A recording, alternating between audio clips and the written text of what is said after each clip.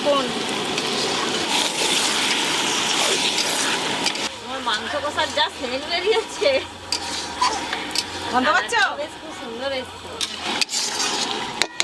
এবার গুঁড়ো মশলা দিয়ে দেবো, হলুদ গুঁড়ো, লঙ্কা গুঁড়ো,